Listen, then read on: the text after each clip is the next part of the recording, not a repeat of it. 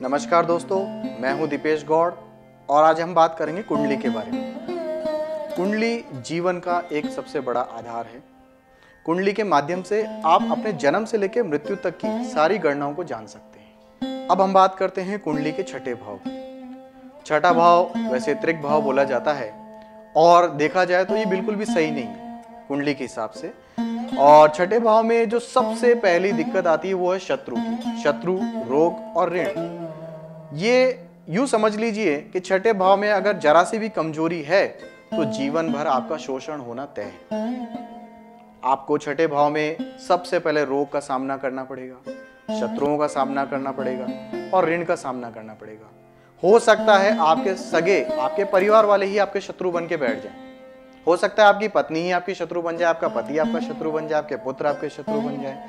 तो छठे भाव में बैठे हुए हर ग्रह और लिखे हुए अंक को बहुत बारीकी से देखा जाता है कुंडली के अंदर। दूसरी बात, इसके समाधान सबसे पहला किया जाता है। अब हम बात कर रहे हैं कुंडली के सातवें भाव की। कुंडली का सातवां भाव जीवन के हिसाब से बहुत महत्वपूर्ण है, क्योंकि कुंडली के सातवें भाव से हम देखते हैं जीवन साथी को, विवाह को और बिजनेस पार्टनर को। कुंडली के सातवें भाव में अगर आपकी कुंडली से जुड़ा हुआ कोई भी ऐसा ग्रह जो पॉजिटिव बैठा है तो वो आपका अच्छे से अच्छा जीवन साथी आपको देगा। यानी मान लीजिए आपके लगन में अगर शुक्र बैठा है या किसी भी रूप में सातवें भाव से शुक्र का संबंध हो रहा है, चंद्रमा का संबंध हो रहा है, तो आपका जीवन साथी आपको बहुत सुंदर मिलेगा, स्मार्ट मिलेगा। मान लीजिए वहीं पर अगर कोई क्रूर ग्रह आकर के बैठ गया या उसकी दृष्टि हो गई तो वही जीवन साथी आपके लिए बहुत दुखदायी हो जाएगा। इसलिए जब भी विवाह किया जाता है तो लड़का और लड़की दोनों के सातवें भाव को जरूर देखा जाता है।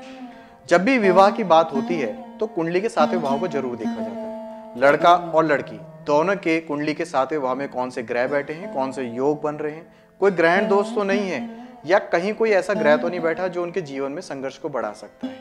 इसी के आधार पर विवाह भी तय होता है। अब हम बात करेंगे कुंडली के आठवें भाव की। वैसे तो कुंडली का आठवां भाव कई रूप में अलग अलग शक्तियां लेकर के बैठा है, लेकिन जो भी ज्योतिष इसको देखता है एक बार उसको पसीना जरूर आता है, क्योंकि कुंडली का आठवां जो भाव है ये सीधा सीधा आपकी मृत्यु को दिखाता है, मृत्यु के कारक ग्रहों को दिखाता है, कारण को दिखाता है, कैसे होगी, कब होगी, ये भी जानकारी देता है। कुंडली के आठवें भाव से केवल मृत्यु को नहीं देखा जाता है, इसमें 2 से 3 चीजें और जुड़ी हुई हैं, जिसमें है घटना, दुर्घटना और कोई भी ऐसी चीज जो अकस्मात होने का कारण बनती है वो आठवें भाव से देखी जाती है। जैसे कि मान लीजिए कहीं आपको लॉटरी लगी है, कोई सट्टा आपने खेला है या कोई ऐसा पैसा आपको कहीं से मिल गया, गड़ा हुआ धन मिल गया, वो भी आठवें भाव से ही देखा जाता है।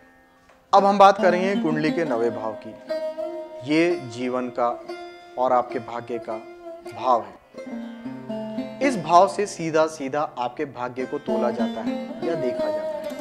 अगर इस कुंडली के भाव में कोई भी ऐसा ग्रह आकर के बैठ गया जो आपकी कुंडली को सपोर्ट नहीं करता तो निश्चित मान लीजिए कि आपके भाग्य में कमी होना तय है। या इस भाव से जुड़ा कोई भी ग्रह पाप ग्रहों के बीच में आ गया या विपरीत योग बना करके बैठ गया तो आपके जीवन का संघर्ष अपने आप बढ़ जाएगा। और हाँ, अगर 9वें भाव का स्वामी 9वें भाव में ही मौजूद है या किसी मित्र की राशि में मौजूद है या किसी अच्छे भाव में जाकर के बैठ गया तो ये मान लीजिए आपके जीवन के पौ 12-25 हो जाएंगे। अब हम बात कर रहे हैं कुंडली के 10वें भाव की। 10वां भाव है जो आपके पिता और कर्म को दिखलाता है, यानी कि इस भाव से जुड़े हुए ग्रह और राशि का आपके जीवन में आपके पिता पे क्या असर पड़ेगा। दूसरा, ये आप किस फील्ड में जाएंगे, कैसा काम करेंगे, कितनी आप उपलब्धि प्राप्त करेंगे, ये सीधा सीधा आपका 10वां भाव दिखाता है। अब हम बात कर रहे हैं कुंडली के 11वें भाव की। कुंडली का 11वां भाव आपके आय को दिखलाता है और साथ ही साथ में आपके बड़े भाई बहन को भी दिखलाता है। यानी कि कुंडली में अगर आपके 11वें भाव में कोई अच्छा ग्रह बैठा है, अच्छी राशि लिखी है, तो आपको बहुत अच्छी आय प्राप्त होगी। या आप कौन सा कर्म ऐसा करेंगे जिसके प्राप्ति से आपको बहुत अच्छी आय मिल जाएगी। आप अपने जीवन में दिन का, हफ्ते का, महीने का या साल का कितना पैसा कमाएंगे या धन अर्जित करेंगे, ये 11वें भाव से ही देखा जाता है। साथ ही साथ में 11वां भाव आपके बड़े भाई बहन को भी दिखलाता है।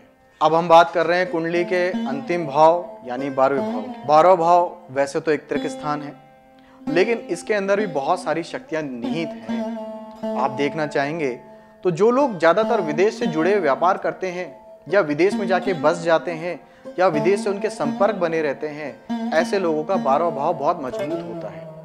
वैसे तो इसको व्यय का भाव भी कहा गया है और इसको कहीं ना कहीं हॉस्पिटल से जोड़ के या आपकी बीमारियों से जोड़कर भी देखा गया है कि आपके शरीर से जुड़ी या आपके परिवार के अंदर जितने भी लोग हैं उनसे जुड़ी कोई रोग या कोई समस्या ऐसी है, उस पर कितना मेडिकल खर्चा होगा, ये 12वां भाव ही तय करता है। आपके जीवन में किन चीजों पे आपका व्यय सबसे ज्यादा होगा, ये भी 12वां भाव दिखाता है। जैसे कि मान लीजिए अगर आपके 12वें भाव में कोई ऐसा ग्रह आकर के बैठा है जो आपके शरीर का कारक है, तो ये मान के चलिएगा आपके जीवन में आपका अधिकतर जो खर्चा होगा वो आपके शरीर को मेंटेन करने में ही चला जाएगा।